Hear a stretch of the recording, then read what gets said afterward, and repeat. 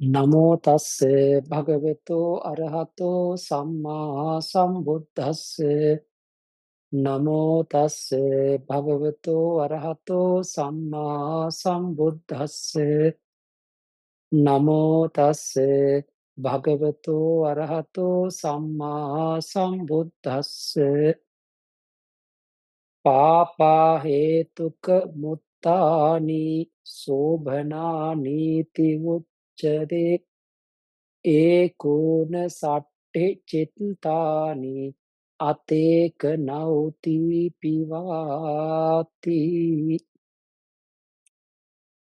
ශ්‍රද්ධාවන්ත වාසනාවන්ත පින්වතුනි අද අපි අභිධර්මය හඳුන්වා දීම චිත්ත විෂය හඳුන්වා දීම සඳහා මාතෘකා කරගත්තේ සෝබන සිත් ගැන පැහැදිලි කරන්න. දැන් සෝබන කියන වචනේ ගත්තොත් එතනින්ම පැහැදිලි පිරිසුදුයි ලස්සනයි කියන අදහස. එහෙනම් අපි මාතෘකාවද මොකද්ද? ලියා ගන්න පුළුවන් හැමදෙනාටම සෝබන සිත්. සෝබන කියන්නේ ඇයි? පිරිසුදුයි, ලස්සනයි, යහපත් කියන අදහස. එහෙමනම් ඒ සෝබන කියන වචනේ ප්‍රතිවිරුද්ධ වචනේ තමයි අසෝබන, අවලස්සනයි, අපිරිසුදුයි කියන අදහස. එහෙමනම් බුදුරජාණන් වහන්සේ අපට මේ සෝබන අසෝබන වශයෙන් වෙන් කරපු කොටස අභිධර්මාර්ථ සංග්‍රහයේදී මාතෘකා කරනවා කොහොමද? පාපා හේතුක මුත්තානි සෝබනානීති උච්චරේ. ලියා ගන්න වාක්‍යය. තාමත් කෙටි. පාපා හේතුක මුත්තානි පාපා හේතුක මුත්තානි සෝබනානීති උච්චරේ. අදහස් කරන්නේ පාපා අහේතුක පාප අහේතුක චිත්තානි. පාප කියලා කියන්නේ අකුසල්. එතකොට පාප කියන්නේ මොනවද? අකුසල් සිත්. අහේතුක කියලා කියන්නේ එතකොට අහේතුක සිත්. පාපා හේතුක කියලා වචනේ ගත්තාම නැවත බලන්න. පාප කියන්නේ අකුසල් සිත්. අහේතුක කියලා කියන්නේ අහේතුක සිත්. හේතු රහිත සිත්. එතකොට පාප කියද්දී අපි ඉගෙන ගත්තා අකුසල් සිත් 12. ලෝභ සිත් 8යි, ද්වේෂ සිත් 2යි, මෝහ සිත් 2ක් කියලා. අහේතුක කියනකොට අපි ඉගෙනගෙන තියෙනවා අහේතුක කියලා කියන්නේ ලෝභ, ද්වේෂ, මෝහ කියන මේ අකුසල හේතුවත්, අලෝභ, දෝස, මෝහ කියන මේ කුසල හේතුවත් කිසිම දෙයක් යෙදෙන්නේ නැති සිත් තමයි අහේතුක කියලා කියන්නේ. එතකොට මේ අහේතුකේ මුල් රහිතයි. අපි දැන් යම්කිසි ගහක් ගන්නද දැන්. අපි දැන් ගහක් ගත්තොත් එහෙම ඒ ගසේ මුල් ශක්තිමත්ව තියෙනවා නම් ගහ ශක්තිමත්. මුල් ශක්තිමත් නම් ගහ ඉක්මනින් ඇද වැටෙන්නේ නැහැ. ඒ ගහ හොඳින් තියෙනවා. හැබැයි ඒ ගහේ මුල් නැත්තම් හරියට මුල් මුල් ශක්තිමත්ව බැසගත්තු මුල් නැත්තම් මොකද වෙන්නේ? ඒ ගහ ඉක්මනින්ම ඉදිරිලා වැටෙනවා. පොඩි සුළඟක් ආවොත් ගැලවිලා යනවා. අන්න ඒ වගේ මතක තියාගන්න යම්කිසි සිතක ඒ මුල් තියෙනවා නම් මුල් කියනකොට අකුසල් සිතක නම් ලෝභ දෝෂ මෝහ කියන මුල් තියෙනවා නම් ඒ අකුසල හොඳට හිඳා බහැලා තියෙනවා. අපි හිතමු යම් සිතක අලෝභ අදෝස අමෝහ තියෙනවා නම් ඒ සිත හොඳට මුල් බහැලා තියෙනවා. අන්න ඒ නිසා මේ කියන හේතු වර්ග දෙකම නැතිව යම් සිතක් තියෙනවා නම් අපි වට කියන්නේ අහේතුක මුල් නැති සිත්. මුල් නැති සිත්. එහෙමනම් ඒ අහේතුක සිත් වර්ග තුනක් අපි කාණ්ඩ කරගත්ත මීට පෙර. එක කාණ්ඩයක් තමයි අකුසල විපාක සිත්. අහේතුක අකුසල විපාක සිත්. ඒ කියන්නේ පෙර ජාතීන් අපි කරගත්ත යම් ඒ අකුසල් තියෙනවනම් අකුසල් කර්ම තියෙනවනම් ඒ අකුසල කර්මයන්ට අදාළව අපට මේ ජීවිතයේ ලැබෙන විපාක වාර. දැන් උදාහරණ ගත්තොත් නරක දෙයක් අපි අකමැති දේවල් දකින්න ලැබෙනකොට උපදින චක්කු විඤ්ඤාණය අකුසල විපාකයි. අපි අකමැති දේවල් අහන්න ලැබෙනකොට උපදින සෝත විඤ්ඤාණය අකුසල විපාකයි. අපි අකමැති ගැටෙන ගඳ සුවඳ දැනෙනකොට ගහන විඤ්ඤාණය අකුසල විපාකයි. අපි අකමැති රස නැති තිත්ත කහට අමිහිරි තිත් ඒවා ලැබෙනකොට ජීවහා විඤ්ඤාණය අකුසල විපාකයි. ඒ වගේම තමයි කායික යම් වේදන ඇති වෙනකොට උපදින කාය විඤ්ඤාණය දුක්ඛ සහගතයි අකුසල විපාකයි. ඒතර ඔය ගත්ත අකුසල විපාක අරමුණු පිළිගන්න සිත අකුසල විපාක සම්පටිච්ඡන. ඒ ගත්ත අරමුණ තීරණය කරන සිත අකුසල විපාක සංතීර්ණ සිත. ඔන්න අකුසල විපාක සිත 7ක් කියවෙනවා. ඊළඟට තියෙනවා අහේතුක කුසල විපාක සිත්. දැන් කුසල විපාක කියලා කියන්නේ කුසලයක විපාකයක්. හැබැයි ඒවා අහේතුකයි. අහේතුක කියන එක අදහස් කරන්නේ අර ලෝභ ආදී අකුසල හේතුවත් අලෝභ ආදී කුසල හේතු කිසි දෙයක් නැහැ. හැබැයි එතකොට මේ අපට අහේතුක කුසල විපාක උපදින අවස්ථා තියෙනවා. සමහරක් බලවත් කුසල් නිසා උපදින්නත් පුළුවන්. දුර්වල කුසල් නිසා උපදින්නත් පුළුවන්. ඒක අවස්ථානුකූලව වටහා ගන්න ඕන දෙයක්. හැබැයි මෙහෙම හිතන්න අපිට තේරෙන භාෂාවෙන් අපි කැමැති දේවල් අපට දකින්න ලැබෙනකොට උපදින චක්කු විඤ්ඤාණය කුසල විපාකයි. අපි කැමැති ශබ්ද බණ ඇහෙනවා ශබ්ද ඇහෙනකොට ඒක කුසල විපාක සෝත විඤ්ඤාණය. අපි කැමැති මේ සුවඳ ආග්‍රහණය ලැබෙනකොට උපදින ගහන විඤ්ඤාණය කුසල විපාකයි. අපි කැමැති රස ලැබෙනකොට උපදින ජීවහා විඤ්ඤාණය කුසල විපාකයි. අපි කැමැති ස්පර්ශ ලැබෙනකොට ඊටමත් පහසුවෙන් වාඩි වෙන්න පුළුවන් සුව පහසුකම් තියෙන දේවල් අපට ලැබෙනකොට උපදින කාය විඤ්ඤාණය කුසල විපාකයි. එහෙමනම් ඔය කියන හොඳ අරමුණක් නිසා උපදින මේ කුසල විපාක සිතෙන් ගත්ත අරමුණු පිළිගන්න සිත කුසල විපාක සම්පටිච්ඡනයි. එතකොට දැන් අපි දන්නවා හොඳ දේවල් දකින්නකොට ක්‍රම දෙකක් තියෙනවානේ. එක්කෝ ඉෂ්ඨාරම්මණයක් වෙනවා එක එහෙම නැත්නම් ඉෂ්ඨ මධ්‍යස්ථාරම්මණයක් වෙනවා. ඒ කියන්නේ එතකොට ඊටමත් හොඳ අරමුණක් වෙනවා. එහෙම නැත්නම් අර නිතර දකින්න දේවල් අපිට සාමාන්‍ය බවට පත් වෙනවා වගේ උපේක්ඛා අරමුණක් වෙන්නත් පුළුවන්. ඒ අනුව ගත්තහම අර අරමුණ පිළිගත්තට පස්සේ ඒ අරමුණ තීරණය කරන යම් සිතකින් ඒ තීරණය කරන අවස්ථා දෙකක් තියෙනවා. එක්කෝ ඒ අරමුණ හොඳ ඉෂ්ඨාරම්මණයක් නම් තීරණය කරන අහේතුක කුසල විපාක සිත සෝමනස්ස සහගත සංකීර්ණයි. හැබැයි ඒන අරමුණ ඉෂ්ඨ මජ්ජත්තාරම්මණයක් නම් මදහත් අරමුණක් නම් එතකොට තීරණය කරන සිත ඇවිදින් උපේක්ඛා සහගත සංතීර්ණ. ඔන්න ඔය විදිහට තමයි අහේතුක කුසල විපාක සිත අපි ඉගෙන ගත්තේ. ඊළඟට අපි ඉගෙන ගත්තා අහේතුක ක්‍රියා කියලා සිත් තුනක්. ඒ තමයි අපිට දැන් මේ ඇස කන නාසය දිව ශරීරය කියන මේ දොරටු වලින් යම් අරමුණු එනකොට මේ අරමුණු ගන්න කියලා අපිව යොමු කරවන්න කෙනෙක් ඉන්නවනේ. අන්න ඒ යොමු කරවන කෙනා තමයි හදවත ඇසුරු කරගෙන පහළවන පංචද්වාරා වජ්ජන සිත. ඒතර චක්කු විඤ්ඤාණාදී පංච විඤ්ඤාණයට කලින් හදවත ඇසුරු කරන පහළවන සිතක් තමයි පංචද්වාරා වජ්ජන සිත. ඒක ක්‍රියාසිතක්. අහේතුක ක්‍රියාවක්. උපේක්ඛා සහගතයි. ඊළඟට දැන් අපි කතා කරා නේද මීට පෙර අර අරමුණක් පිළිගත්තා. ඒ අරමුණ තීරණය කරපු අවස්ථාවක අපි කතා කරන්නේ. අන්න තීරණය කරාට පස්සේ අපි දැන් ඒක නිගමනය කරන්න ඕනේ, ව්‍යවස්ථාපනය කරන්න ඕනේ. ඒ නිගමනය කරන්නේ කවුද? දැන් උදාහරණයක් අපි ගත්තොත් මේ දැන් අර කතාවක් තියෙන දැන් ගවයා එනකොටම දන්නවා හැරෙන්නේ කොහෙටද කියලා. කතා ජනප්‍රවාදේ තියෙන්නේ. ඒ වගේ කෙනෙක් එනකොටම සමහරක් අයට තේරෙනවා මෙයා එන්නේ මොකටද කියලා. ඒතර ඒ අපි තීරණය කරන අපේ අත්දැකීමත් එක්ක.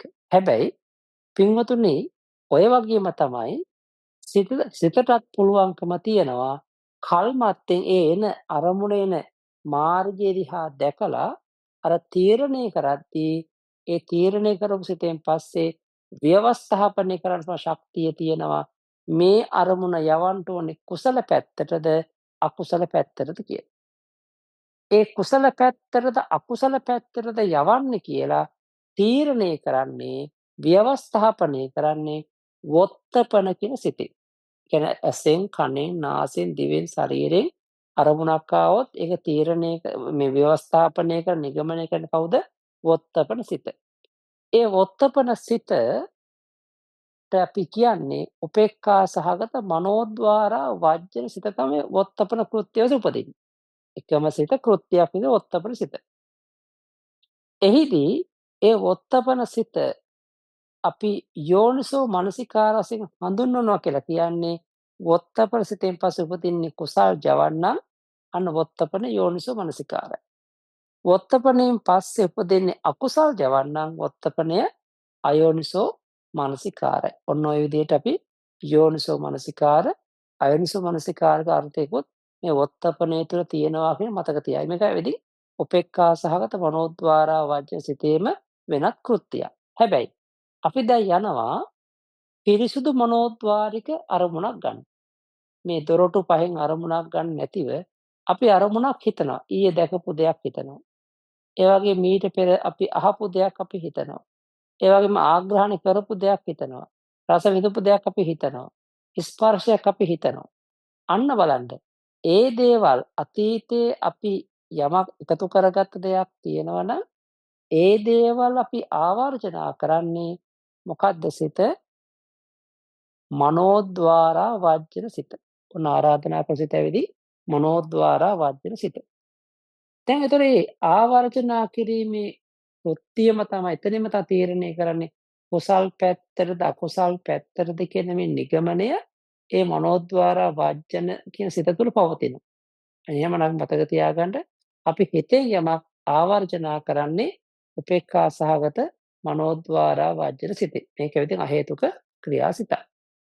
ඊළඟට අපි දන්නවා රහතන් වහන්සේලා සිනහ පහල කරන සිත.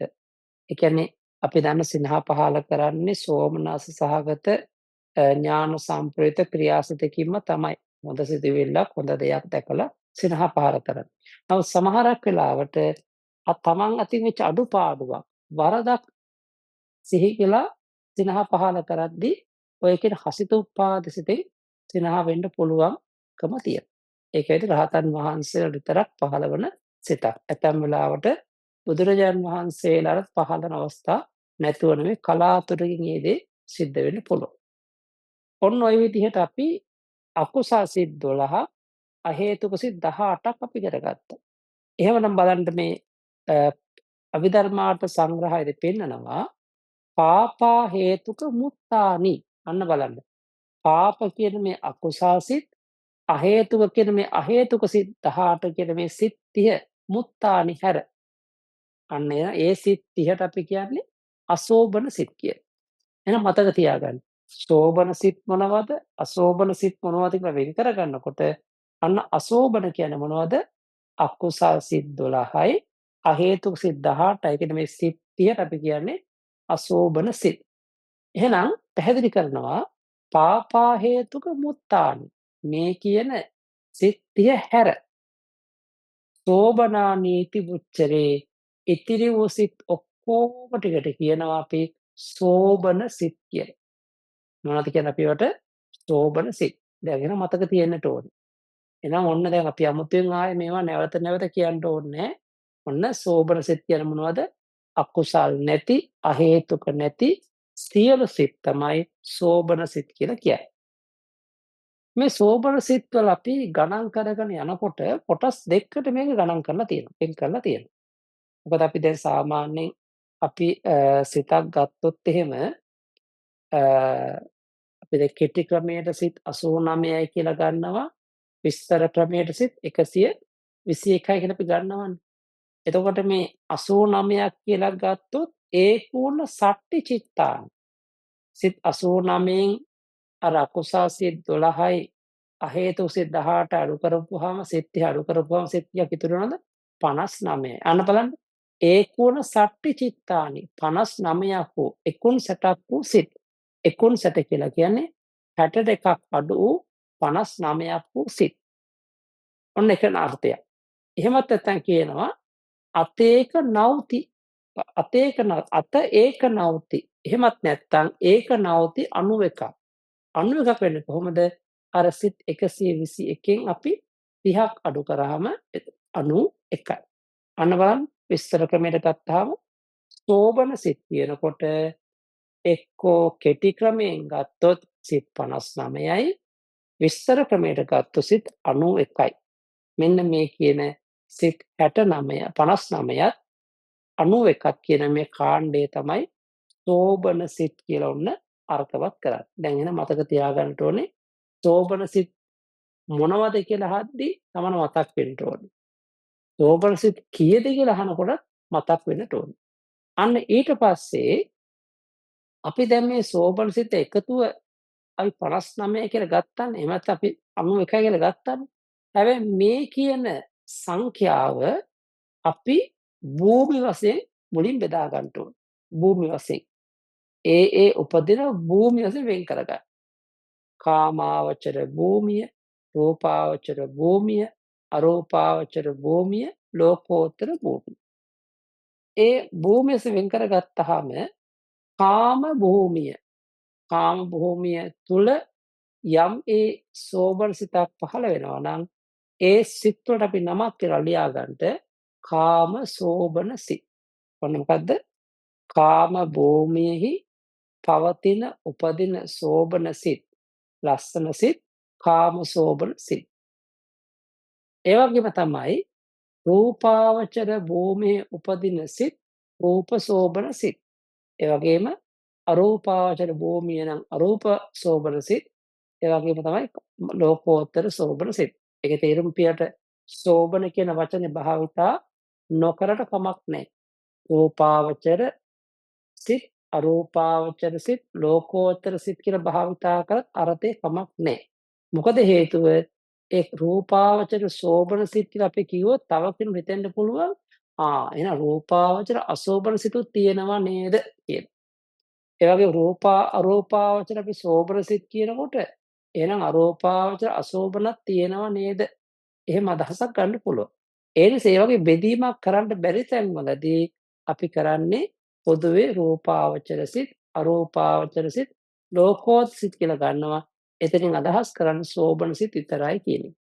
හැබැයි කාමාවචර සිත් වලදී නම් අපි කාම සෝබන කියලා වෙන් කරන්නටම ඕනේ. හේතුව තමයි කාම අසෝබන සිත් තියෙනවා.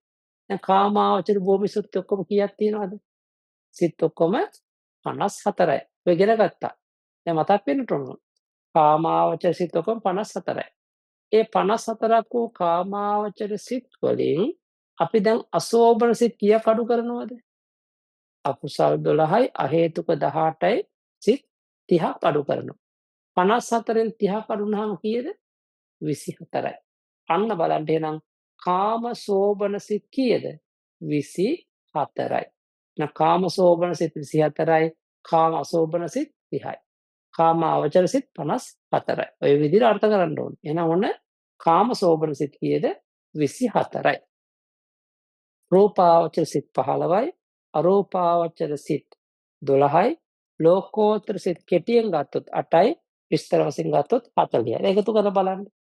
24යි, 15යි, 12යි, 8යි, 59යි. එහෙම නැත්නම් 24යි, 15යි, 12යි, 40යි, 91යි. ඔය විදිහට තමයි අපි මේ සිත් සෝබන සිත් ගණන් හදලා ගන්න. දැන් එහෙනම් අපි දැන් අපේ මාතෘකාව තමයි අද කාම සෝබන සිත්. කාම සෝබන සිත්. කීයක් කිව්වද? 24ක් තියෙනවා කියලා. එහෙනම් මේ කාම සෝබන සිත් 24 කොටස් 3කට බෙදා ගන්නවා අපි. කුසල, විපාක, ක්‍රියා කියලා. ලියා ගන්න. කාම සෝබන සිත් 24 අපි කුසල, විපාක, ක්‍රියා කියලා බෙදනවා. හැබැයි මෙතනදී මේවට විශේෂ නාමයක් දෙනවා. කුසල කිව්වොත් නිකං කුසල නෙමෙයි මහා කුසල. අන්න බලන්න මහා කුසල. විපාක කිව්වොත් නිකං විපාක නෙමෙයි මහා විපාක. මොකද හේතුව මේ මනුස්ස ලෝකේ යම්කිසි උතුමන් වහන්සේ නමක් පහළ වෙනවා නම් ඒ සම්මා සම්බුදු කෙනෙක් වෙන්න පුළුවන්, පසේ බුදු කෙනෙක් වෙන්න පුළුවන්, මහරහතන් වහන්සේ කෙනෙක් වෙන්න පුළුවන්. උන්වහන්සේගේ ප්‍රතිසන්දිය මේ දෙවියන්ට වඩා ශ්‍රේෂ්ඨයි. බ්‍රහ්මයන්ට වඩා ශ්‍රේෂ්ඨයි. මොකද උන්වහන්සේ පච්චේම භාවිකයන් නික්ලේශී භාවයට පත් වෙන නිසා. ඒ නිසා ගත්තාම ඒ වගේ ප්‍රතිසන්දියක් හදලා දෙන්නෙම මහා කුසල් වලින්. ඒ වගේම මේ ප්‍රතිසන්දි ලබන සිත මහා විපාක සිතක්. එතකොට මේ බුදුපසේ බුදු මහරහතන් වහන්සේලාත් යම් යම් අවස්ථාවලදී දාන සීල භාවනා වැනි කටයුතු වල නියැලෙනකොට මහා ක්‍රියාසිත. අන්න ඒ නිසා ඔය කාමාවචර කාම සෝබන සිත් 24 අපි කොටස් තුනකට බෙදනවා. කාමාවචර සිත් වල මහා කුසල් සිත් 8යි, මහා විපාක සිත් 8යි, මහා ක්‍රියා සිත් 8යි කියලා. ඔන්න මතක තියාගන්න. කාම සෝබන සිත් කීයද? 24යි. ඒ කාම සෝබන සිත් 24 අපි කොටස් දෙකකට බෙදුවා. මුලින්ම මහා කුසල, මහා විපාක කියලා. හැබැයි මහා ක්‍රියා කියලා තුනයි. කොටස් තුනක් තියෙනවා. ඒතකොට මහා කුසල, මහා විපාක, මහා ක්‍රියා කියලා තියෙනවා. එහෙනම් ওই විදිහට අපි ගත්තාම අපි මතක තියාගන්නට ඕනේ අපි කොහොමද මේක වෙන් කරගන්නේ? අපි කොහොමද මේක සකස් කරගන්නේ, අර්ථවත් කරගන්නේ කියලා. දැන් එහෙමනම් යන්න අපි මේ කියන සිත් 8ම අපි දැන් පාලියෙන් බැලුවොත් එක වගේ. ඉතින් සෝමනස්ස සහගත ඥාන සම්ප්‍රයුක්ත අසංකාරික කුසලයේ. සෝමනස්ස සහගත ඥාන සම්ප්‍රයුක්ත අසංකාරික විපාකය. සෝමනස්ස සහගත ඥාන සම්ප්‍රයුක්ත අසංකාරික ක්‍රියා. ඔය විදිහට මහා කුසල් 8, මහා විපාක 8, මහා ක්‍රියාට නම් සිත් 8 24ක් තියෙනවා. දැන් මම මේක සාමාන්‍ය සරල විදිහට මේක අපි තෝරගමු. මොකද විශාල අර්ථයක් තියෙන, විශාල ගැඹුරක් තියෙනවා. නමුත් මෙහෙම හිතන්න. තමන්ට දානයක් දෙන්න ඕනේ. සිල් සමාදන් වෙන්න ඕනේ. භාවනා කරන්න ඕනේ. මොනියම් හෝ දස පුණ්‍ය ක්‍රියාවක් කරන්න ඕනේ. මෙන්න මේ කියන අරමුණත් එක්ක තමයි ඔය කියන සිත් උපදින්නේ. දැන් උදාහරණයක් ගන්න. අපේ ළඟ බොහොම ශ්‍රද්ධාව තියෙනවා. තෙරුවන් කෙරේ විශාල ගෞරවයක් පැහැදීමක් තියෙනවා. ඒ විතරක් නෙමෙයි ඒ ගෞරවය පැහැදීම කියලා කියන්නේ සෝමනස්සේ. ඒ වගේ අපි දැන් යමක් කරනකොට ඒ කර්මේ සහ කර්මඵල විශ්වාසය හොඳින්ම තියෙනවා. ඒතර අපි කියන්නේ අන්න ඥාන සම්ප්‍රයුක්තයි කියලා.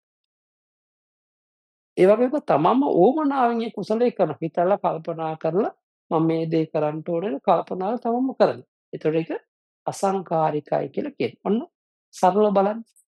තමන් තුළ ශ්‍රද්ධාව ප්‍රසාදය ඇති කරගෙන කර්මේ සහ කර්මඵල විශ්වාස කරගෙන තමන්ගේ උවමනාවෙන් දස පුණ්‍ය ක්‍රියාවක් කරනවා නම් අන්න පළවෙනි කුසල්සිත සෝමනස්ස සහගත ඥාන සම්ප්‍රයුක්ත අසංකාරික කුසලයේ තමයි එක දිගට පහළ වෙන්නේ. අපි දැන් හිතමු කවුරු හරි කෙනෙක් කුසලයක් ලෑස්ති කරලා අපට ආරාධනා කරනවා. එතකොට බලන්න අපේ හිතේ ශ්‍රද්ධාව පහළ වෙන සෝමනස්සය ඇති වෙලා ඒ වගේම කර්මේ සහ කර්මඵල විශ්වාස ඇති කරගෙන ඒ යාළුවා කියපු නිසා අපි ඉක්මනින්ම මැදිහතට වේදානේ දස පුණ්‍ය ක්‍රියාව කරනවා. අන්න එතකොට බලන්න ඒ කෙනෙක් කියපු නිසා තමන් කරනවා. එහෙමත් නැත්නම් මෙහෙම හිතමු. ඊයේ දානේ දුන්නා. ඇත්තට අපේ හිතේ ශ්‍රද්ධාව තියාගෙන කර්මේ සහ කර්මඵල විශ්වාසයෙන් දානේ දුන්නා. අදත් දානේ දෙන්න වෙනවා. අර නොකර බැරි නිසා හිතේ යම්කිසි පසුබට වීමක් ඇතුව හරි පසුබට වීමක් වුණොත් ඒ කුසලයේ කරන්ට අන්න ඒ වගේ අවස්ථාවල අපි කියන්නේ සසංකාරික කියලා. එක්ක කෙනෙක් කියපු නිසා හරි තමන්ගේ යම්කිසි පසුබට වීමකින් කුසලයේ කරනවා නම් එතන සෝමනස්සයයි නුවණයි ඉදලා තියෙනවා නම් ඒක සසංකාරිකයි කියලා කියනවා. ඔන්න දෙවෙනි කුසලය. ඊළඟට අපි බලමු සමහරක් වෙලාවට අපි දැන් පොඩි ළමයෙක් ගත්තොත් පොඩි ළමයා ස්වාමින් වහන්සේලා දැක්කම බොහොම සතුටුයි වඳිනවා. ඈ බොහොම වඳිනවා කැමැත්තෙන් වඳිනවා. හැබැයි ඒ වුණාට ඒ ළමයාම දැන් මේක මීට කලින් දැකලා පුරුද්දකට හරි දැන් මේ වඳිනවා. ඉතින් මේ කීක දේවල් කරනවා. හැබැයි එතකොට එයාට කවුරුත් අපි කියලා දීලා නෙමෙයිනේ. එයානකොට ඒ ළමයාගේ හිතේ සෝමනස්සේ තියෙන සතුට තියෙනවා. තව උමනාවෙන් කරන්නේ. අසංකාරික තියෙන. හැබැයි ඒ දරුවට මේ වඳිනකොට මට මොනවද ලැබෙන්නේ? මේ දේ දුන්නා කියලා මට මොනවද ලැබෙන්නේ? මේක ආනිසංස මොනවද? අර ඒ ගැන අවබෝධයක් නැහැ. අන්න බලන්න. අන්න ඒ නිසා ඥාන විප්‍රයුක්තයි. සෝමනස සහගතයි, ඥාන විප්‍රයුක්තයි, ඒත් අසංකාරිකයි. ඔන්න තුන්වෙනි කුසලය. ඊළඟට අපි බලමු පොඩි දරුවෙක්ම වෙන්න පුළුවන්. හැබැයි මේ දරුවා හිතේ සතුට තියෙන ස්වාමීන් වහන්සේලා සතුටුයි. ඉතින් අම්මලා බලහත්කාරේ වන්දවනවා. බලහත්කාරේ පූජා කරනවා. එතකොට ඒ ළමයා හිතේ සතුට තියෙන හිනහා වෙනවා. හැබැයි නුවණ නැහැ. මොකද තේරුමක් නැහැ. අර අම්මා තාත්තා ලවා ඒක කරවන්න. ඒතකොට ඒක සසංකාරිකයි. අඥාන විප්‍රයුක්තයි සසංකාරිකයි. ඔන්න මතක තියාගන්න. අපි යම් පින්කමක් කරනකොට අපි ඒ කරන පින්කම තුළ සෝමනස්සේ තියෙනවද නැද්ද? ඥානය යෙදුනද නැද්ද? අසංකාරිකද නැද්ද කියන එක Tamanටම දැන් විනිශ්චය කරගන්න පුළුවන්. දැන් ඊට පස්සේ බලන්න ඊළඟ සිත් හතර තමයි එක වගේ උපේක්ඛා සහගත තමයි වෙනසකට තියෙන්නේ. දැන් අර තියෙනවනේ. දැන් අපි හැමදාම එකම විදිහට බුදුන් වඳිනවා. පළවෙනි දවසේ ඉතින් බොහොම ශ්‍රද්ධාවෙන් මල් හදලා හොඳට පූජාව තියෙනවා.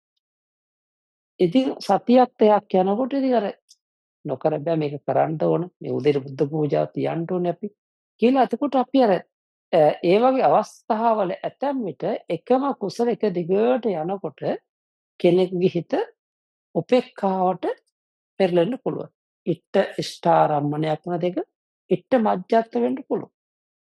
අන්න ඒ වගේ අවස්ථාවක් තමයි උපේක්ඛා කියන අර්ථය කරන්නේ. එහෙමනම් මතක තියාගන්න ඉත්ත මජ්ජත්තාරම්මණයක් නිසා ඥානයයි තමන් හිතලා ඥානය යොමු කරවලා කුසලයේ කරද්දී උපේක්ඛා සහගත ඥාන සම්ප්‍රයුක්ත අසංකාරිකයි කෙනෙක් නිසා වුණොත් ඒක සසංකාරිකයි ඒ වගේම තමයි නුවණ යෙදුන්නේ නැත්තම් උපේක්ඛා සහගත ඥාන විප්‍රයුක්තයි එතෙන්දී අසංකාරික සංකාරික තමයි තේරුම් ගන්න ඕනේ. ඔන්න ඔය විදිහට තමයි සරලව තමන් එදිනෙදා ජීවිතයේදී පින්කමක් කරපුවාම ආවර්ජන කරලා බලන්න මට පහළ වුණේ මොන වගේ කුසාසිතක්ද?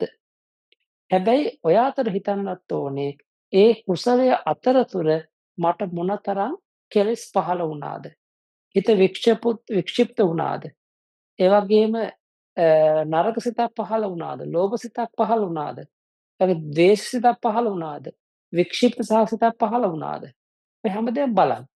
බලනකොට තේරෙනවා අනේ මං අද ලොකු දානයක් දානයක් දෙන්න ගියාට මගේ හිත අපිරිසුදු වෙලානේ. එක්ක මේ රැකියාවේ ප්‍රශ්න නිසා, එහෙම ගෙදර ප්‍රශ්න නිසා, එහෙම නැත්නම් තමන්ගේ අසනීප නිසා, මොනවා හරි හේතු කාරණාත් එක්ක තමන්ගේ කුසල වල දුර්වල වුණාන එක තමන්ටම තේරුම් ගන්න පුළුවන්. අන්න ඒකයි පින්කමක් කරනකොට ඒ පින්කමේ මුල, මැද, අග අවස්ථා තුනම හොඳට පිරිසුදු වෙන්නට ඕනේ. මුලයි මැදයි අගයි අවස්ථා තුනම පිරිසුදු වුණොත් තමයි හරියට හිත යෙදුනොත් තමයි ඒ කුසලයේ මහේශාක්‍ය පින්කමක් වඩපත් වෙන්නේ. නැත්නම් ඒවා ඔක්කොම අල්පේශාක්‍ය භාවයට පත් වෙනවා. අන්න ඒ අනුව අපි දවන කුසාසිත අප තෝරගත්තා. ඒ වගේ මතක තියාගන්නට ඕනේ යම්කිසි කෙනෙක් ඔය වගේ කුසල් පුරුදු කරාම ඒ කුසලයාට කුසලයට අදාළ විපාකයක් ලැබෙනවා. අපට කවදා විපාකයක් ලැබෙනවා. විපාක ලැබෙන අවස්ථා දෙකක් තියෙනවා. එක්කෝ ප්‍රතිසන්දි විපාක, එහෙම නැත්නම් ප්‍රවෘත්ති විපාක. මතක තියාගන්න. ප්‍රතිසන්දි විපාක, ප්‍රවෘත්ති විපාක. විපාක වර්ගය දෙකක් තියෙනවා.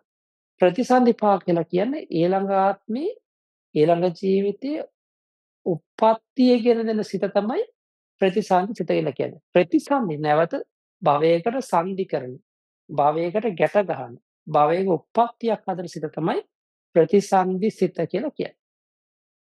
ඊළඟට ප්‍රවෘත්තිපා කියලා කියන්නේ ප්‍රතිසන්දියෙන් පස්සේ පහළවන ඒ භවාංග සිත ආදී ඒ පහළවන සිත් තමයි විපාක සිත් තමයි ප්‍රවෘත්ති විපාක කියලා අපි කියන්නේ. ප්‍රවෘත්ති විපාක. දැන් එහෙමනම් මෙහෙම හිතන්න පුළුවන් අපට. කොහොමද? දැන් කෙනෙක් ඊ타මාත්ම හොඳින් අ පින්කමක් කරලා තියෙනවා. පළවෙනි කුසාසිත බලවත් වෙන හැටියට. මරණාසන්න වෙලාවේදී ඔය කියන කුසලය නැවත සිහි වුණාම ඒකට අදාළව ඊළඟ භවයේ සෝමනස්ස සහගත ඥාන සංප්‍රයුක්ත අසංකාරික විපාක සිතින්ම ප්‍රතිසන්දිය ලබනවා. අන්න බලන්න. එතකොට උප්පත්තිය ලැබුවා මොකද්ද? අර තමන් කරගත පළවෙනි කුසලයට අදාළව විපාකය ලැබෙනවා. ඔය විදිහට තමයි දෙවෙනි කුසලයට අදාළව විපාකය ලැබෙනවා. තුන්වෙනි කුසලයට අදාළව විපාක ලැබෙනවා. හතරවෙනි කුසලයට අදාළ විපාක ලැබෙනවා. ඒ වගේ තමන් සිදු කරගත්ත කුසලයට අදාළව ලැබෙන ප්‍රතිසන්දි විපාකය තමයි මහා විපාක කියලා කියන්නේ. ඇතැම් වෙලාවට අපට භවාංග වශයෙන් ඇතැම් වෙලාවට තදාරම්මන වශයෙන් ප්‍රකට වෙනකොට අපි ඒවා ප්‍රවෘත්ති විපාක කියලා කතා කරනවා. ඒවත් නොතේරුණාට කමක් නැහැ. තමන් නැවත නැවතම ශ්‍රවණය කරන සටහන තියාගන්න පස්සේ කාලෙක තේරුම් ගන්න පුළුවන්. එහෙනම් කෙටියෙන් මතක තියාගත්තොත් කුසල් කියන්නේ මොනවද දන්නවා? ඒ කුසලයාගේ විපාකය තමයි කුසල විපාක, මහා කුසල විපාක කියලා අපි වෙන් කරලා තියෙන්නේ. දැන් අපි ගමු රහතන් වහන්සේ නමක් ගන්න. දැන් අපි දානයක් දෙනවා වගේ රහතන් වහන්සේත් දානයක් දෙන්න පහළ වෙනවනේ. දානයක් දෙනවා. රහතන් වහන්සේත් අතුපතු ගන්න, බුද්ධ වත කරන, මල් අස් කරනවා, භාජන සෝදන, එක එක දේවල් කරනවා. එතකොට මොකද වෙන්නේ? උන්වහන්සේටත් දැන් ඒ ක්‍රියාවත් එක්ක සිතුවිලි පහළ වෙන්න ඕනේ. දැන් අපි කායික වශයෙන් නරක දෙයක් කළොත් ඒ නරක දේ සකස් වුනේ අකුසලයෙන් අපි දන්නවා. අපි වාචසික ක්‍රියාවක් කළොත් ඒ වාචසික ක්‍රියාව හටගත්තේ අකුසසිතෙන් කියලා අපි දන්නවා. පැහැදිලිද? ඒ වගේ තමයි අපි සිත දූෂණය කරගත්තොත් ඒකත් අකුසසිතෙන් සිද්ධ වුනේ අපි දන්නවා. එහෙනම් කාය දුච්චරිත, වචී දුච්චරිත, මනෝ දුච්චරිත හටගත්තේ අකුසල් සිතින්. ඒ වගේම තමයි කෙනෙක් කාය සුචරිත, කයි හොඳ දේවල් කරනවා. වචනයෙන් හොඳ දේවල් කරනවා. සිතෙන් හොඳ දේවල් කරනවා. ත්‍රිවිධ සුචරිතය හැසිරෙනවා. එතකොට ඒ සුචරිත හටගත්තේ කුසල් සිත් වලින්. හරිද? හැබැයි අපි ඉගෙනගෙන තියෙනවා රහතන් වහන්සේලා කියලා කියන්නේ පින්පව් දෙකම නසපු උතුමනේ.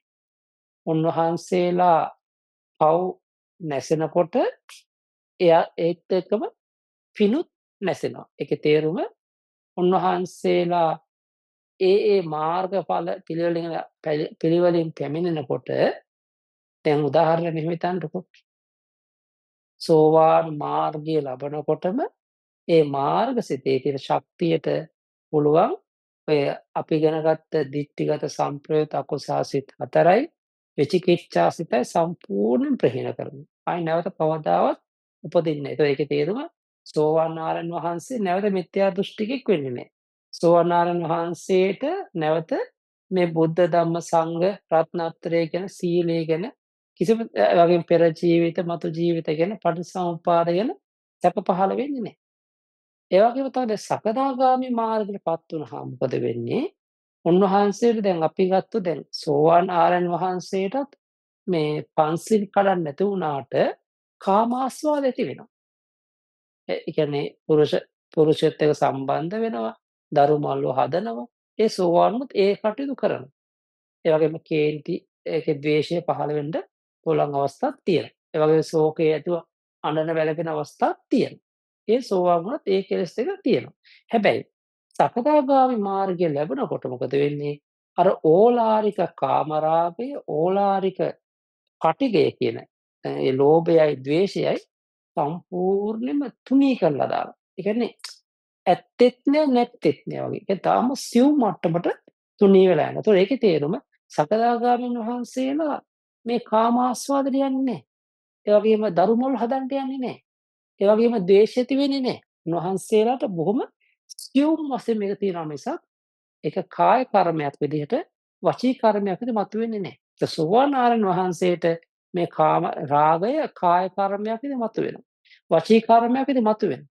ඒ වුණාට උන්වහන්සේ ඒක අපායගාමී ශක්තියක් වෙන්නේ නෑ. මොකද අපායන ශක්තිය නැසලා තියෙන නිසා. ඒ තරම් ඕලාරික වෙන්නේ නෑ. මොකද ඒකේ තේරුම උන්වහන්සේ ශික්ෂාපද කඩන්නේ නැහැ. ඒ හැබැයි ඒ කාය කර්ම වචී කර්ම මතුවෙන්න පුළුවන් අපායගාමී වෙන්නේ නෑ. මේ සකදාගාමීන් වහන්සේට ඒ රාගයයි, ද්වේෂයයි සියුම් වෙලා ගියා. උන්වහන්සේලාට කාමරාග ඒ සිතිවිලි දෙකත් ඇසුරු කරගෙන කිසිම කාය කර්මයක්, වචී කර්මයක් ඇති වෙන්නේ නැහැ. සියුම් විදියට මනෝ කර්ම පහළ වෙන ඒවා කර්මපත බවට කොහොමත් යන්නේ නැහැ. ඒ වගේ අකුසල පාක බවට පත් වෙන්නේ නැහැ. හැබැයි අනාගාමී මාර්ගඥානෙදි මොකද වෙන්නේ? අර සියුම් වෙලා තියෙන කාමරාග පටික සම්පූර්ණයෙන්ම ෂය වෙලා යනකොට ද්වේෂ මූල අකුසල් ප්‍රහීන වෙලා ගිය නැවත උපදින්නේ අනාගාමීන් වහන්සේට. ඒ වගේ තමයි කාම තෘෂ්ණාව පාදක කරගත් ditthිගත සම්ප්‍රයුක්ත සිත් පහළ වෙන්නේ නැහැ. අරිහත් මාර්ගය ලැබනකොට තමයි සම්පූර්ණයෙන්ම ඒ රූප රාග, අරූප රාග පාදක කරගත්ත ditthිගත සම්ප්‍රයුක්ත සිත් ditthිගත විප්‍රයුක්ත සිත් මේ ප්‍රහීන වෙලා යනවා. ඒ විතරක් නෙමෙයි අ උද්ධච්ච සම්පිත ප්‍රහීන වෙලා යනවා. මතක තියාගන්න සෝවාන් ආරයන් වහන්සේට ditthිගත සම්ප්‍රයුක්ත සිත් තමයි ප්‍රහීන වෙලා යන්නේ. ditthිගත විප්‍රයුක්ත සිත් පහළ වෙනවා. සකදාගාමීන් වහන්සේලාත් පහළ වෙනවා සියුම් වශයෙන්. අනාගාමීන් වහන්සේටත් ditthිගත විප්‍රයුක්ත සිත් පහළ වෙන්නේ කාමරාග අරමුණු කරගත් සිත් ප්‍රහීන වෙලා රූප රාග, රූප රාග පාදක කරගත් සිත් පහළ වෙන්න පුළුවන්. අන්න ওই විදිහට තමයි අපි කතා කරන්නේ. අන්න ඒ අනුව ගත්තහම දැන් රහතන් වහන්සේ නමක් ගත්තොත් උන්වහන්සේලා පින්පව් දෙකම නැසුවා. උන්වහන්සේලා නැවත පව් රැස් වෙන්නෙත් නෑ, කුසල් රැස් වෙන්නෙත් නෑ. ඒක පින් රැස් වෙන්නෙත් නෑ. එහෙනම් උන්වහන්සේලා යම්කිසි කායික ක්‍රියාවක් කරනවා. දැන් දානි දෙනවා. දානේ බෙදනවා. ඒ වගේම තමයි සෑමලුව, බෝමලුව ඊටාව පිරිසුදු කරනවා. අතුපතු ගන්නවා. ඒ වගේ සමහරක් වෙලාවට යහපත් වචන කතා කරනවා. මෛත්‍රී වචන කතා කරනවා. ඔය කියන කාය කර්ම, වචී කර්ම, මනෝ කර්ම හදන්නේ කවුද? ඒ හදන්නේ සිතකින්ම තමයි. හැබැයි ඒ සිත ඇවිදින් කුසල් සිතක් වෙන්නෙත් නෑ. අකුසල් සිතක් කොහොමත් වෙන්නේ නෑ. දැන් කුසල් සිතක් වෙන්නෙත් නෑ. අකුසල් සිතක් වෙන්නෙත් නෑ. අන්නේ සිතට අපි කියන්නේ ක්‍රියා සිත කියලා. ක්‍රියා ජවන් කියලා කියනවා. එහෙමනම් ඒ ක්‍රියා ජවනයත් මහා ක්‍රියා ජවන් බවට පත් වෙනවා. කොහොමද?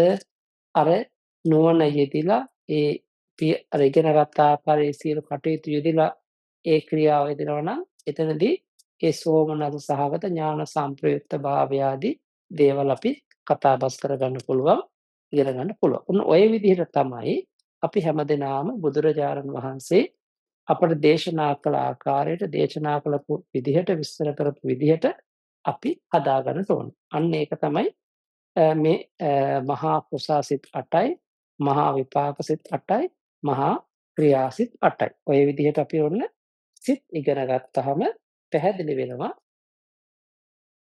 කාමාවචර බොහෝපියතර සිත් කීයක්ද? කාමසෝබන සිත් 24ක් කියලා. දැන් මතක තියාගන්න ඕනේ. දැන් කෙනෙක් වුණ අහනවා කාමාවචර භූමියේ සෝබන සිත් කීයද? සෝබන සිත් 24යි. ඒ මොනවාද? මහා කුසල් 8යි, මහා විපාක 8යි, මහා ක්‍රියා 8යි. දැන් එතකොට මෙතන සිත් වශයෙන් ගත්තොත් ඔක්කොම කීයද සිත්? 24. දැන් බලන්න ඔය දේශනාවේ ඔය සිත් 24 අපට කෙටි කරලා බොහොම ලස්සන ගාථාවකින් මේක වෙන් කරලා තියෙනවා. ඒ වෙන් කරලා තියෙන මොකටවත් නෙමෙයි. අපිට තේරුම් ගන්න. වේදනා ඥාන සංඛාර ભેදේන චතුවිසති. අර බලන්න. වේදනා ભેදයයි ඥාන ભેදයයි සංඛාර ભેදයයි පාදක කරගෙන තමයි මෙතන සිත් 24ක් කරලා තියෙන්නේ කියලා තවත් අර්ථයක් කියනවා. දැන් වේදනා භේදය කියන්නේ මොකද්ද? සෝමනස්ස වේදනාවයි උපේක්ඛා වේදනාවයි වේදනා වර්ග දෙකකට මේ සිත් බෙදෙනවා. ඥාන භේදය කියන්නේ මොකද්ද? ඥාන සම්ප්‍රයුක්ත ඥාන විප්‍රයුක්ත කොටස් දෙකකට බෙදෙනවා. එහෙනම් සංඛාරය කියන්නේ මොකද්ද? අසංඛාරික, අසංඛාරික කියලා බෙදෙනවා. එහෙනම් මතක තියාගන්න දැන් ඔන්න වේදනා භේදයක් තියෙනවා, ඥාන භේදයක් තියෙනවා, සංඛාර භේදයක් තියෙනවා. දැන් එතකොට අපි දැන් මතක් කරගන්න ඕනේ. මහා කුසාසිත 8 තුල සෝමනස්ස සහගත සිත් 4යි, උපේක්ඛා සහගත සිත් 4යි. ඒ වගේම මහා විපාක, මහා ක්‍රියාසිත තුලත් සෝමනස්ස 4 බැගින්, උපේක්ඛා 4 බැගින් තියෙනවා. දැන් එතකොට එකතු කර බලන්න සෝමනස්ස සහගත සිත් ගොඩවල් තුනේම 4 4 4 12යි. උපේක්ඛා සහගත සිත් ගොඩවල් තුනේම 4 4 4 12යි. ඒ වගේම තමයි ඥාන ભેදෙන් ගත්තාම ගොඩවල් තුනේම ඥාන සම්ප්‍රයුක්ත සිත් 4 4 4 12යි. ඥාන විප්‍රයුක්ත සිත් 4 4 4 12යි. ඊළඟට අපි ගන්නවා සංඛාර ભેදය ගත්තාම ඒ අනුව ගත්තාම අසංඛාරික 4 4 4 12යි. සසංඛාරික 4 4 4 12යි. අන්න ඒ නිසා තමයි කියන්නේ වේදනා ભેදයෙන් ඥාන ભેදයෙන් සංඛාර ભેදයෙන් සිත් 24යි කියලා කියන්නේ. එතකොට වේදනා ભેදයෙන් 12 12 ඥාන ભેදයෙන් 12 12 සංඛාර ભેදයෙන් 12 12. සහේතුකාමාවචර පුඤ්ඤ පාක ක්‍රියා මත. එහෙනම් සහේතුකාමාවචර සහේතුක වූ කාමාවචර සිත්. ඒ කියන්නේ අලෝභ, අදෝස, අමෝහ කියන මේ හේතු යෙදෙන නිසා සහේතුක වූ කාමාවචර මේ 24 පුඤ්ඤ පින් වශයෙන් කුසල් වශයෙන් පාක විපාක වශයෙන් ක්‍රියා වශයෙන් මතා කියන ලදී. අන්න බලනකොට පුඤ්ඤ කියන්නේ කුසල් වශයෙන් අපි කතා කරා, පා කියන විපාක වශයෙන් කතා කරා, ක්‍රියා ගැන ක්‍රියා වශයෙන් කතා කරා. ඒ කියන්නේ මහා කුසල්, මහා විපාක, මහා ක්‍රියා කියලා. එහෙමත් නැත්නම් මහා කුසල් 8ක් කියලා, මහා විපාක 8ක් කියලා, මහා ක්‍රියා 8ක් කියලා නැවතත් 24කට මේ සහේතුක කාමාවචර සිත් බෙදෙනවා කියන එක තමයි මෙතන වෙන් කරන්නේ. ඊට පස්සේ දැන් ඔන්න අපර සම්පින්ඩනයක් තියෙන තවත්. මොකද්ද සම්පින්ඩනය? දැන් අපි ඉගෙනගත් දේවල් තියෙනවනේ. දැන් අදම අපි කතා කරන්නේ මොනවද? මුලින්ම සෝබන, අසෝබන කියලා කොටස් දෙකකට බෙදාගත්තානේ. බෙදනකොට අසෝබන සිත් කීයක් කිව්වද?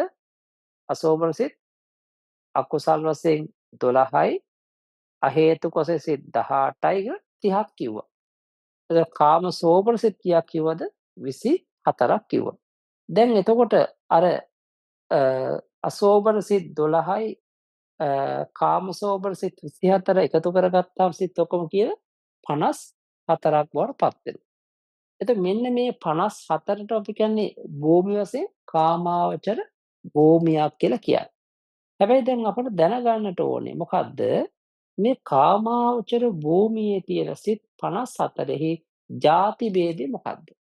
හරියට අපි මේ ලංකාවේ ඉන්න මිනිස්සුන්ගේ ಜಾති ભેදය, ඉන්දියාවේ මිනිස්සුන්ගේ ಜಾති ભેදය, ඒ වගේ තමයි මනුස්ස ලෝකේ ඉන්න මේ රටවල ඉන්න මිනිස්සුගේ පාට, වර්ණ, හැඩහුරු මේ මනුස්ස ભેදය වගේ අර කාමාවචර සිත් 54 තුල තියෙනවා පින්වතුනි ಜಾති ભેදයක්. එහෙනම් මොනවද? අපි ඉගෙනගෙන තියෙනවා කුසල් සිත්, අකුසල් සිත්, විපාක සිත්, ක්‍රියා සිත් කියලා සිත් වර්ග 4ක්, ಜಾති 4ක් අපි ඉගෙනගෙන තියෙනවා. එහෙනම් දැන් අපි බලමු මේ සිත් 54 තුල තියෙන ಜಾති ભેදය මොකක්ද? අන්න ලස්සන ගාථාවක් තියෙනවා. කාමේ තේ වීසපාකානි පුඤ්ඤා පුඤ්ඤානි වීසති ඒකාදස ක්‍රියා චේති චතුපඤ්ඤාස සබ්බතා. මේ ගාථාවරණු ගත්තාම අපි කවන පදයක් ගානගමු තේරුම. කාමේ කාමාවචර භූමියෙහි තේ වීස පාකානි තේ වීස තේ කියන්නේ 3යි වීස කියන්නේ 20යි 20යි කියන 23යි තේ වීස පාකානි විපාකයෝ 23කි. අන්න බලන්න කාමාවචර භූමියේ පොදුවේ ගත්තාම විපාක සිතියද 23යි. මොනවද විපාක සිත 23? දැන් මතක් කරගන්න ඕනේ. අහේතුක විපාක කියනවා කීයක්ද? අහේතුක විපාක තියෙනවා 15ක්. මොනවද 15? අකුසල විපාක 7යි, අහේතු කුසල විපාක සිත් 8යි කියලා අපි 15ක් ඉගෙන ගත්තා. ඊළඟ මහා විපාක සිත් කීයද? 8යි. 15 8යි කීයද? 23යි. අන්න පොදුවේ ගත්තාම කාමාවචර විපාක සිත් 23යි. පුඤ්ඤා පුඤ්ඤානි විසති. පුඤ්ඤ අපුඤ්ඤ වශයෙන් ගත්තොත් එකතුව සිත් 20යි. දැන් පුඤ්ඤ කියන්නේ මහා කුසල්නේ. මහා කුසල් සිත් 8යි ඒක හරි. අපුඤ්ඤ කියන්නේ මොනවද? අකුසල්නේ. අකුසල් සිත් කීයද? 12යි. 12යි 8යි කීයද? 20යි. ඒකාදස ක්‍රියාචේති. අන්න බලන්න. ක්‍රියා සිත් ඒකාදස 11ක් කියලා. 11ක් කොහොමද? සහේතුක මහා ක්‍රියාසිත 8යි. ඒකෙදි පැහැදිලි. ඒ වගේම තියෙනවා අහේතුක ක්‍රියාසිත කීයක් තියෙනවද? 3ක් තියෙනවා. අන්න එතකොට 8යි 3යි කියද 11යි. එහෙනම් චතුපඤ්ඤාස සබ්බතා සියලු ආකාරයෙන් කාමාවචර සිත් 54යි. භූමි භේදයෙන් ගත්තත් 54යි. ಜಾති භේදයෙන් ගත්තත් 54යි. 54ට අඩු වෙන්නෙත් නෑ, වැඩි වෙන්නෙත් නැහැ කියන එක තමයි මෙතනදී ප්‍රකාශ කරන්නේ. දැන් එහෙනම් ඔන්න අපිට අද මේ කාම සෝබන මුලින්ම සෝබන සිත් කියන්නේ මොනවද? ඒ අතරතුර පිනම නැවත සිහිපත් කිරීමක් කර අසෝබන සිත් කියන්නේ මොනවද කියලා. දැන් සෝබන අසෝබන වෙන් කරගත්ත මේ සිත් ටික තුල අපි නැවත අර්ථයකට අපි ගත්තා මේ සෝබන සිත් ඉගෙන ගත්තාම කෙටියෙන් 59ක් විස්තර වශයෙන් 91ක් කියලා. හැබැයි මේ තුල අපි භූමි භේදය ගත්තාම කාම භූමිය තුල සෝබන සිත් 24ක් පවතිනවා. රූප භූමිය තුළ 15ක්, අරූප භූමිය තුළ 12ක්, ලෝකෝත්තර භූමිය තුළ කෙටි ක්‍රමෙන් 8ක්, විස්තර ක්‍රමයෙන් 121ක් කියලා. එතකොට අපි ඊට කතා කරා කාම භූමිය තුළ 24 මොනවද කියලා. මහා කුසල් 8යි, මහා විපාක 8යි, මහා ක්‍රියා 8යි කියලා. ඉතින් ඔන්න ඔය විදිහට තමයි අපි මේ කාම සෝබන සිත් 24 අද කෙටියෙන් හඳුන්වා දුන්නේ.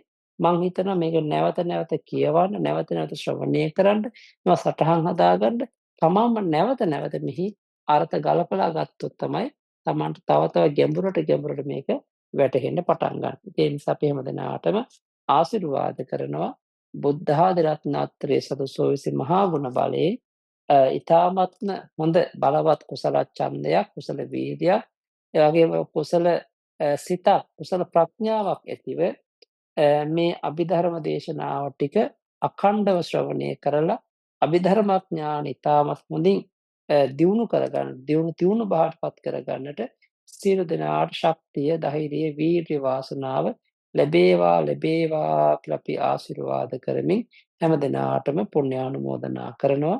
තෙරුවන් සරණයි. ආකාසට්ඨා ච බුම්මට්ඨා දේවා නාග මහිද්దికා පුඤ්ඤන්තං අනුමෝදිත්වා චිරන් රක්ඛන්තු ශාසනං.